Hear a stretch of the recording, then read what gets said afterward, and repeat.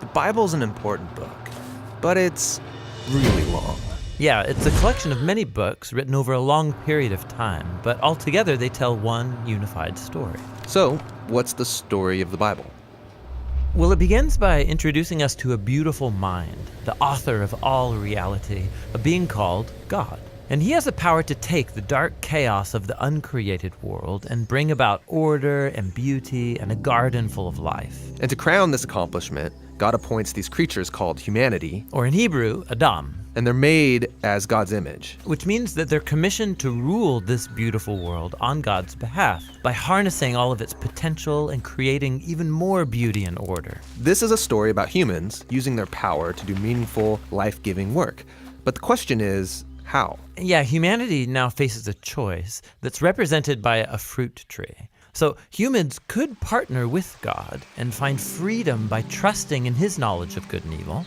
Or They could seize power and define good and evil on their own, which, God warns, will kill them. and they hear the voice of a dark, mysterious creature that tells them the choice is simple. Take the fruit. It'll give you power and freedom to rule the world on your own terms. And so they seize this knowledge, and as a result, they become suspicious and self-protective. It leads to fractured relationships, violent power grabs, and ultimately, a whole civilization, Babylon, that has redefined evil as good. And so, God scatters this corrupted human project.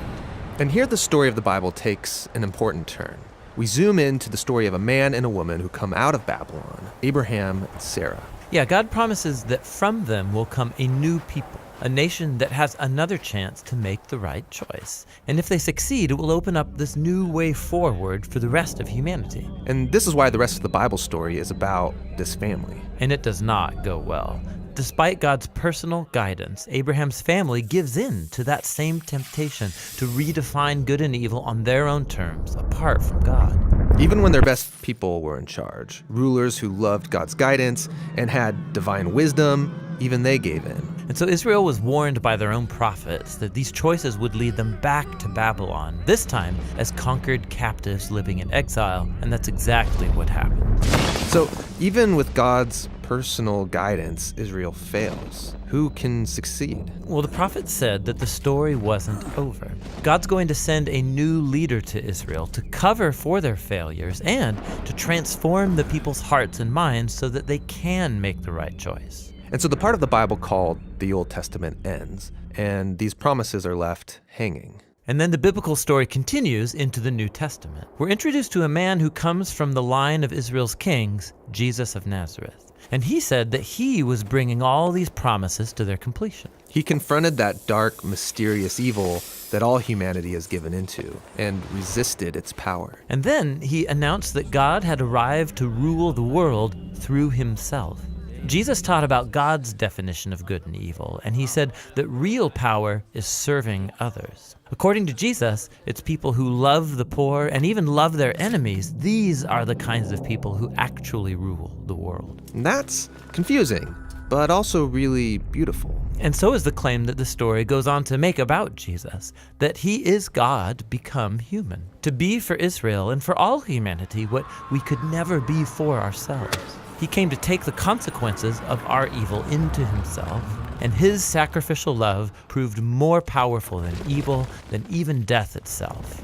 So now humanity's presented with a new choice. Represented by a new tree. Stick with the old way of being human, or venture into this new way. And in the story, those who choose the way of Jesus find themselves energized by God's own power. People who know that they are loved and forgiven by God can become people who love and forgive others in return.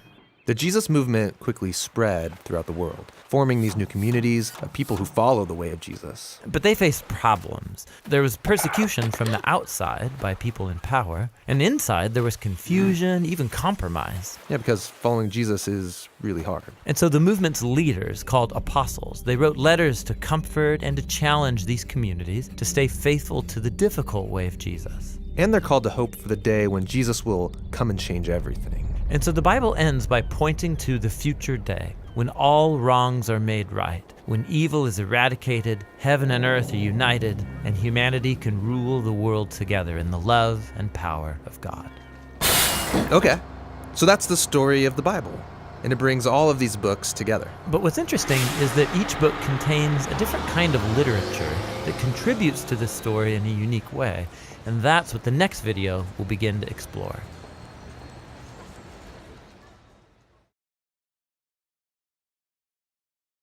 Hey everybody, thanks for watching this Bible Project video. This is part 2 of our How to Read the Bible series. We've got a lot more of these videos coming and a lot more videos. You can see it all on thebibleproject.com. We're a crowdfunded project, so you can support us on our website so we can make more videos and also download free resources there.